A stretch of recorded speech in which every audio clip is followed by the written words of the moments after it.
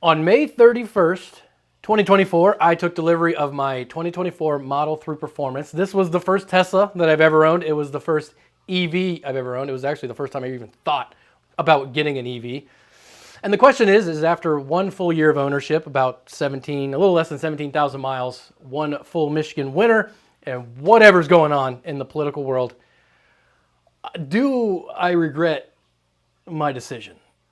Now, before we get into my experience over the last year, I think we should just get the political shit show out of the way. I don't talk politics on this channel for one main reason, is I know you don't care about my political views, and I don't care about your political views, so let's just do ourselves a favor and just not even worry about it. But given that it was the number one thing anybody could talk about for a hot second, people are naturally curious, okay? At work, I've had a few people ask me if my Tesla's been vandalized. I've had friends ask me if I was nervous to drive it. It was, for a little time there, it was pretty insane how much people were focusing on this car brand. And the short answer to those questions are no. I live in Michigan, nothing's happened to me. It's been business as normal. Regardless of what social media would like you to believe, most people don't give a shit about what car you drive. Most people aren't assholes. I did catch one bird from a boomer in a Chrysler 200, but like I said, most people aren't assholes. Other than that one guy, nobody paid me any mind. Now that being said, what I did find strange in the last year of owning this car was how many compliments I got on the car. People telling me they like the car, they like the color of the car.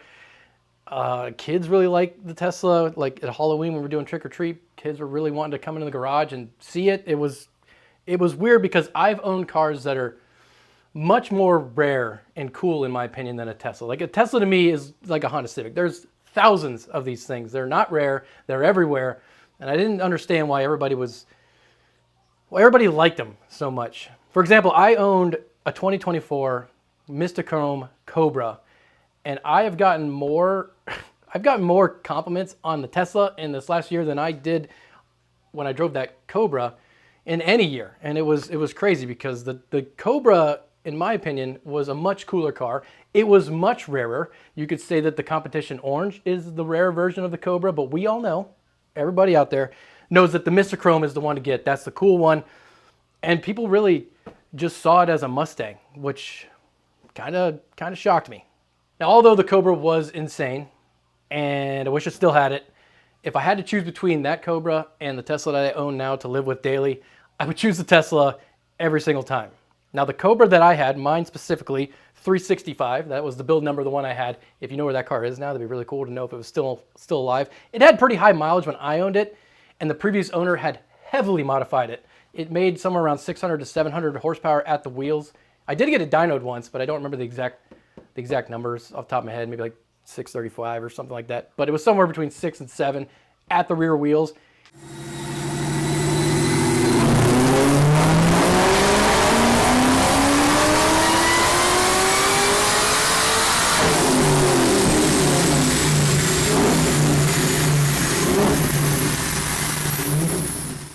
And a car of that era with that much power just to the rear wheels, even with the 315 street radials that I had on it, never hooked up. You just burn the tires off regardless of gear, regardless of wear. And if it was wet outside, good luck not dying.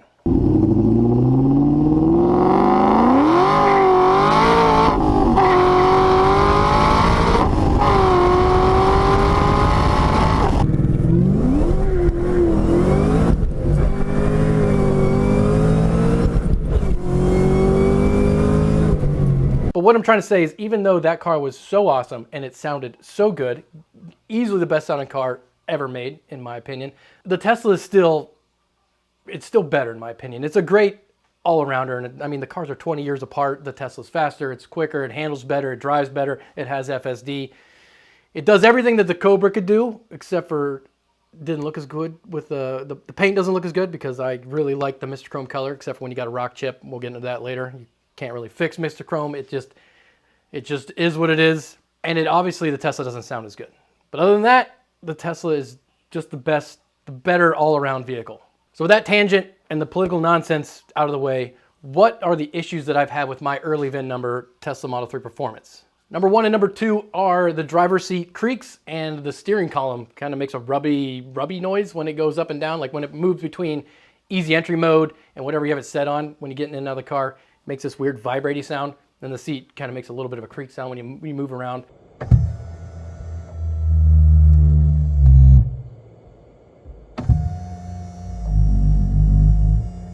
And it's made those noises since I got it, and it'll probably make those noises forever because essentially they don't annoy me enough to want to deal with taking it into Tesla service and then not having the vehicle and having to get a loaner, just the whole process.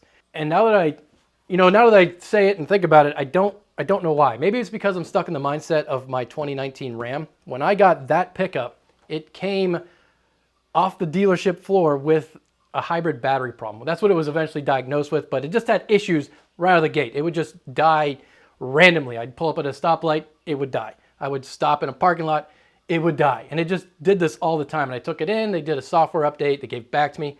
Obviously didn't fix anything. I took it back in there, they messed around with the hybrid battery system, didn't find any issues with it, gave it back to me.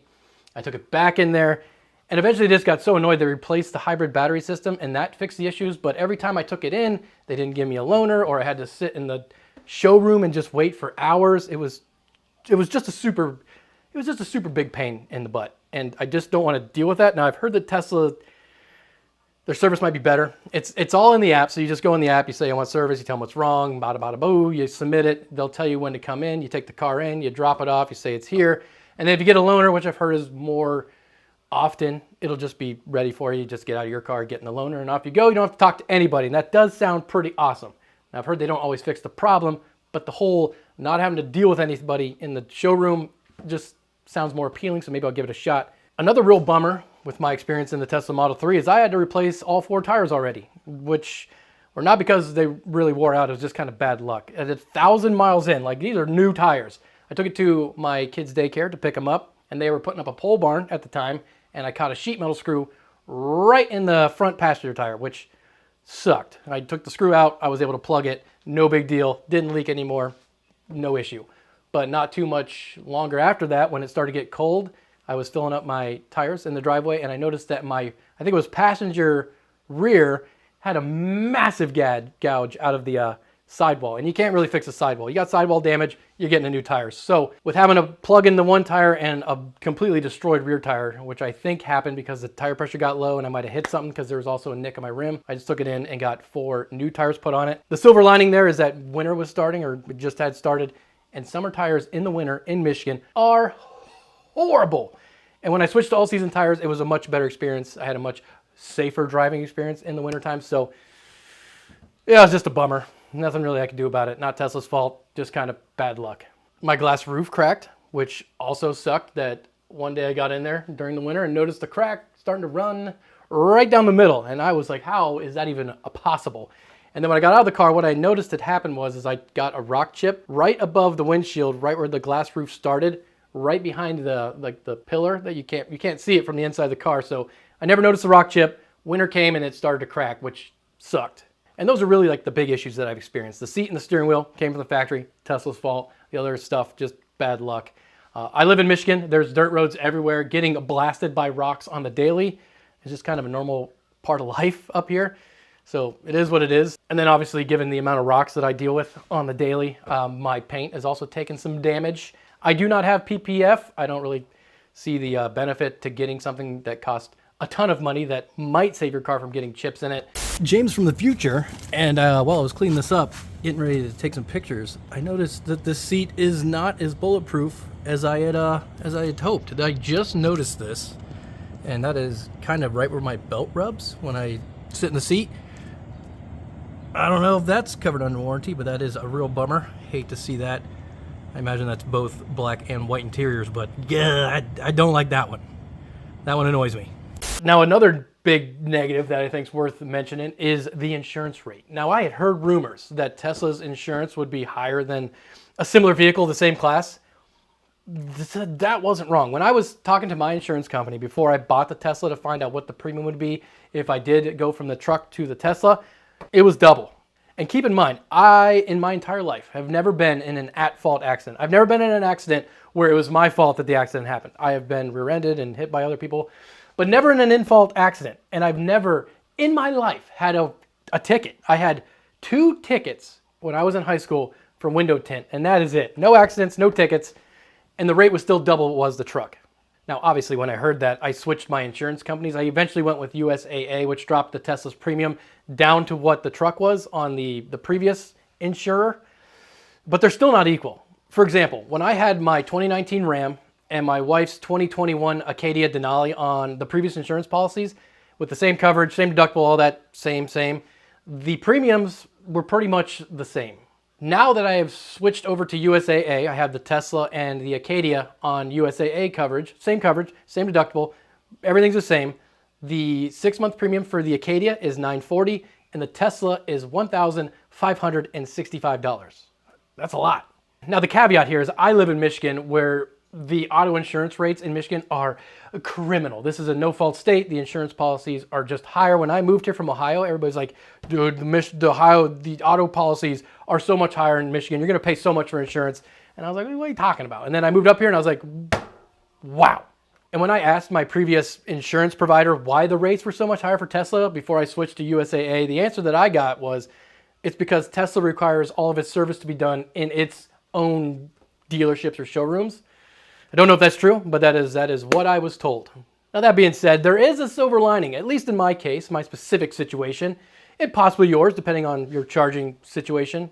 The savings for operating my Tesla versus my 2019 Ram are shocking. Over the last year, according to my Tesla app, I have charged my car 5,486 kilowatt hours. And the amount that I have spent to do so is $309. Now, in full disclosure, those numbers aren't 100% accurate. In the app, I did go on like a golf trip and I used a level 2 charger that wasn't calculated into that. So it's a little higher or lower. I don't know. It's a rough ballpark. It gives you a good representation of how much that I have spent specifically in my situation to run this vehicle for just under 17,000 miles. And when you look at the app, the blue obviously means when I charge it at home, where my peak rate is, I think, around 9 cents a kilowatt hour. The gray is where I'm charging at work. Now, the app does have a work setting, but I've never gotten it to work, so I just use the gray, the other, which is free for me. So that is a huge saving. As you can see, that I mostly always charge the vehicle at work, unless it's on the weekend or I just plug it in out of habit. But I have a situation where if I didn't want to, I would never have to charge it at home unless I was going on some big trip somewhere. And then obviously the red is supercharging, which you can see I don't do very often. I have like a trip I took for work, a golf trip, and then I think one trip I took with my wife to see her parents. I don't remember where the other one's from, but just a few times I supercharged. And for a bit of comparison, I think I've driven the car just under 16,500 miles. If I drove that truck 16,500 miles with an average MPG of 19, which is on the high side, but something that it could be done in that pickup, I think most of the time it was like 17, 18. But if I went with 19 and the average fuel cost, saying $3.20, I would have spent $2,778.88. Whereas in the Tesla, I spent just over $300. That's a big difference. And that's not even counting oil changes and brake changes, all things that I've not had to do, obviously, at all on the Tesla. And I do understand that my situation is pretty extreme because I have free charging at work. But if you have the ability to charge at work for free, the savings could be pretty substantial. And even charging at home at 9 cents a kilowatt hour, which I think is pretty high, you might even have lower than that, is definitely going to save you money when you compare it to probably what you're driving now on fuel cost. Unless you drive something like a Prius or something that gets super high gas mileage, you're probably going to save money by going to a Tesla, even with the higher insurance rates. Now, if you don't have home charging and you don't plan on installing home charging and you're just going to use all supercharging, which people do. There's a guy at work that I work with that has a Tesla who doesn't have home charging. He just charges at the supercharger down the road or at work for free, and he has no issues with it. Not a big deal for him. But me personally, if I didn't have home charging or I wasn't planning on getting home charging, I'd be real iffy if I was going to even get a Tesla to begin with, because the fact that you can charge at home is like one of the biggest perks of having an EV. You just plug it in at night and you don't even worry about it. You set it in the app when you want to leave to go to work and it's fully charged. The car's preconditioned. You just take off. It's super convenient. And if I didn't have access to that, it would be a real bummer to be like, especially if I didn't have charging at work, to go from work to the supercharger, waiting there for like 10, 15 minutes and then going home. I don't know if I'd do that. And charging is something that people think about a lot. I know that I did before I got this car. When I was deciding to buy this car, one of my number one concerns was the inconvenience of like taking long trips. And I even made the comment in like the first video I made about this car that I didn't plan on taking it on long trips because I didn't want to deal with the whole perceived charging issues, the annoyance of having to wait and charge a vehicle. I was like, well, my wife has this Acadia, it's an SUV, it's better for the kids. We'll just take that. This will be for going to work and just driving around. And that was a lie. After a year, I do not have that same opinion. And one of you guys even called it out in the comments. I can't even remember who said it, but somebody made the comment that after you take a long trip in the Tesla with FSD, you won't care about the minor inconvenience of charging it. The whole driving experience is so much better that you'll prefer to take the Tesla over the Acadia. And nothing could be more true than that. I take the Tesla anywhere. If we drive to Toledo to see my wife's parents, we're taking the Tesla. We're going to a kids museum to show the kids something, we're taking the Tesla. We're going to the store, we're taking the Tesla. It's no matter where we go, we're always taking the Tesla because one, the driving experience is much better. And if you know anything about Acadias, especially that year, the 2021, those engines aren't known to be beautiful. So the amount of miles that we can keep off that Acadia, the longer that it'll probably live. And the driving experience is much better in the Tesla. There's no way around it. FSD is amazing. And the fact that the car is always charged up, we don't have to stop at the gas station on the way, even though it's not a huge deal, is just convenient. It's just better.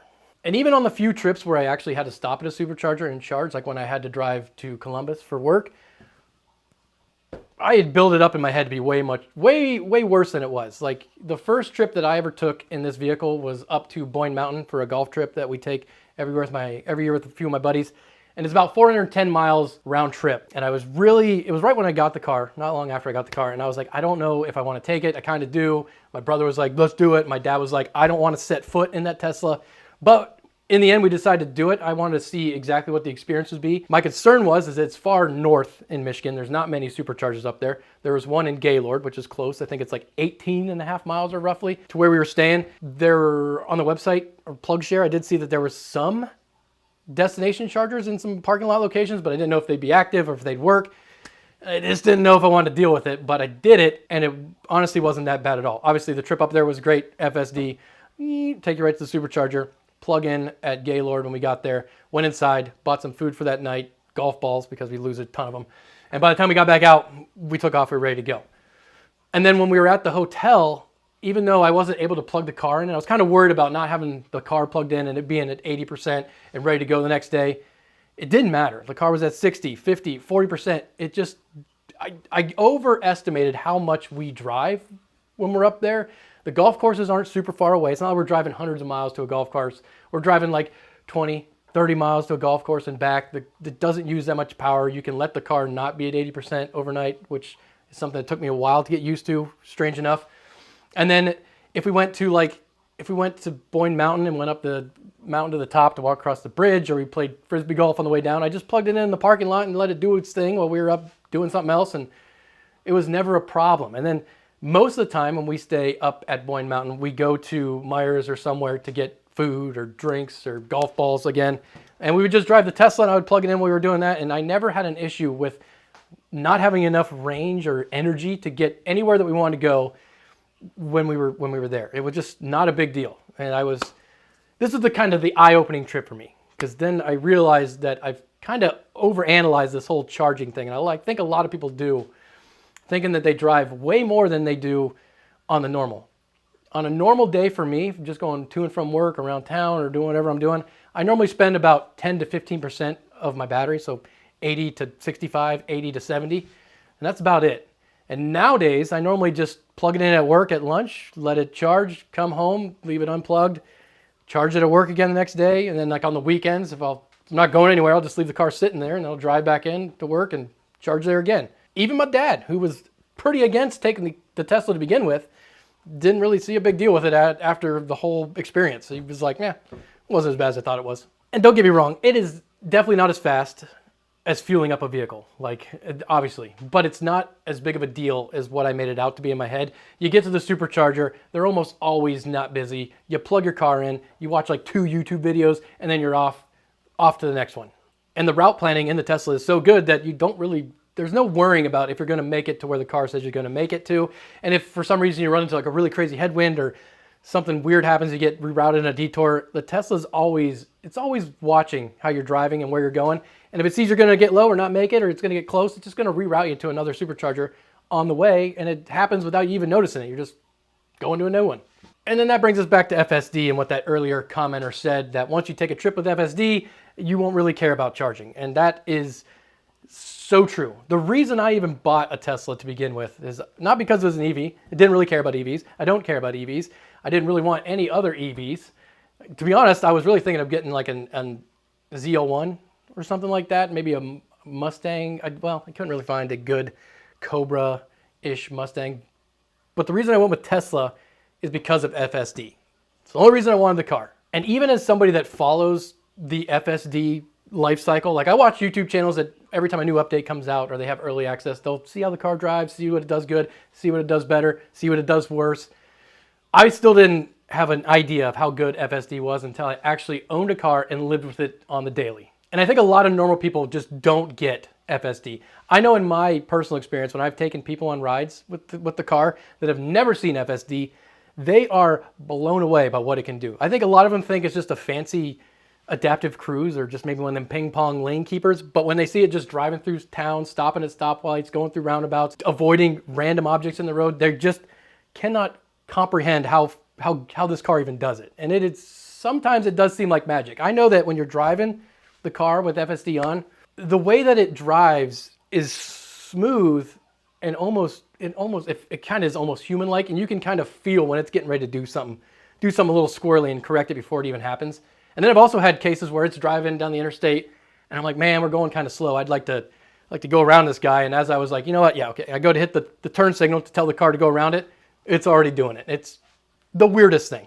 What really shocks me is that nobody else out there is licensing FSD to be used in their vehicles. Like, why isn't Ford or Toyota saying, yeah, we'll license FSD, put the cameras in our car, and have this great experience? It's just weird to me. Like, I know Super Cruise and Blue Cruise are good on fully mapped highways, but they're not even in the same universe as FSD. Just, it is what it is. Now, don't get me wrong, even though FSD is amazing and I use it on the daily, I would never just turn it on, jump in the back seat and take a nap. I don't trust it that much, but the fact that it can do what it can do at this level is pretty amazing. And yes, I saw the video of the FSD supposedly crashing the black Model 3. I've seen also the data that Tesla sent out. And as long as the data is not doctored, it kind of looks to me somebody was applying a little bit of torque on the steering wheel, probably by accident, and it disengaged FSD and sent it off into the ditch. Now, I know that the guy that's driving the car said it was FSD, and I know the logs say it wasn't FSD. And as long as the logs aren't doctored, the data shows that it was probably just an accident. And I've had mine do goofy things. Like in the early days, it would really like to jump over into like the on ramp or off ramp on an interstate when it would just like follow the line over, which is super annoying, but that has pretty much gone away with updates. It's just the FSD that I got with the car when I picked it up the first day is not the FSD that I have now. It is so much better. And I would recommend that anybody, even if you hate Tesla, even if you hate electric vehicles, just go and test drive a Tesla with FSD just to experience the technology and kind of see where it's going, because I think it'll blow your mind. You don't have to buy a Tesla, but it's just interesting to see what these vehicles can do now. And it's like, where is it going to go in 5-10 years? And I mentioned upgrades, like how FSD has gotten so much better over the years. And that's another big reason why I love this car. Like, I got it for FSD, but all these upgrades that always come out, these updates, are just like icing on the cake. Like, for example, the truck, the 2019 Ram that I got brand new, 0 miles, and I sold it right before I got the Tesla. That truck that I bought was the exact same truck that I sold. The Tesla that I bought 1 year ago is nowhere near the Tesla that I drive on a daily today. It's just not. Like, one of the big updates that I really like was the Matrix headlight. It finally got approved. It finally came out and the car just got an update, and now I have Matrix headlights, and Matrix headlights are amazing. I don't know why it took so long for them to get to the United States. They're just so good. Another little update that they added that I didn't see coming, but I really like, is they added weather radar to the map. You just hit a button and it shows you where the rain is in the United States, and that's awesome. And probably one of the smallest updates, but like one of the best ones in my specific situation, somebody with 2 kids, is the back screen functionality. When we first got the car, the back seat screen, the one on the little console, was great. You could turn on, you put the kids in there and you could turn on like Danny Go and let them jam out. But then when it ended, if they wanted to watch something else, you had to reach back there and kind of find a way to navigate to whatever video they wanted to see. And then just randomly an update came out where you can control the rear screen completely from the front, even while driving. You can't watch the rear screen. It'll just kind of be a still image of it, but you can navigate to new videos. You can search different things. It's just so much better. And like my wife can be over there finding different videos for them to watch, and I can be driving, or if I'm picking them up from daycare, I can turn on what they want to watch on the way home. It's just great. Things like that come out all the time, and it's just the user experience from a Tesla perspective, or at least the Tesla software perspective, is just good. And one of the last things I wanted to hit on, because it's something I kind of struggled with when I was getting this car, is the white interior. If you are thinking, I want to go white, but I'm scared that it'll stain or get dirty, don't worry about it, just get the white one. I went back and forth with this for so long. I wanted the white, I liked how it looked, but I was like, no, everybody says that it doesn't stain, but it's white. I don't want to deal with a yellow interior in like 3 years. And I was like, maybe I'll just get black, it's safer, but at the last moment, I switched to white, and I couldn't be happier. And I have definitely put it through its paces. And the first bit of damage the seats took that kind of put me at ease was I was taking my kid somewhere. My son was rear facing at the time, and he was chewing on a chocolate chip granola bar, and I heard him sneeze. And when I got out to get him, there was just melted chocolate and granola bars all over the backrest of the back seat. And I was like, dude, I don't know how I'm gonna get this cleaned out. And it was actually pretty hard to get the chunks and stuff out of the little perforations, but the white leather, white pleather, whatever it is itself, just got some interior cleaner and sprayed it, wiped it down, and it all came out without any issues. And then like a few days ago, I was driving, me and my wife and kids were coming back from the store. I had my coffee cup in the center cup holder, and my coffee cup is like slightly too big for the cup holders. You gotta really shove it in there. And I just set it there without thinking about it. And then I bumped it with my hand and knocked the coffee cup into the passenger seat where my wife was sitting, and just spilled a bunch of coffee all over the seat. And I was like, that's it, this seat is toast. But when we got home, I dried it all up. I got some soap and water, scrubbed it, and more of that interior cleaner, and it all came out. It was incredible, because when my wife got out of the seat, it was basically a yellow seat. It looked like, if it would have stayed that color, it would have been toast, but it all came out. So in conclusion, you could say I got the Tesla because I wanted FSD. And FSD is as good, if not better, than I thought it would ever be, and I use it daily, and I love it, and it's always getting better. But the car itself is fast, it's fun to drive, it's comfortable, the seats are comfortable, they clean up well because they're made of magic. It's just a good all-around vehicle for driving by yourself, driving with your kids. I've even got me and my wife in the car, both kids in their car seats, and my 85-pound golden retriever all in the same car. And the funny part is when I got it because I wanted FSD, right? I've said it 1,000 times. But the idea was that if I got it and I didn't like having an EV, because I didn't know if I would at the time, I would just own it for a few years and then get rid of it. But now that I've used it for a year and the benefits far outweigh the negatives, I'm at the point that I don't see myself ever owning anything but a Tesla unless somebody out there gets an FSD system, like they license it, or they somehow beat it out with their system, and then maybe I would switch to whatever manufacturer that is, because I don't care that it's a Tesla. I didn't care that my other car was a Ford, a Ram. It just doesn't matter to me what the brand is. I like the car for what they offer, and the Tesla, in my opinion, it's got the best driver assistance package you can get. It's got the best software package you can get, and the car itself is pretty darn good.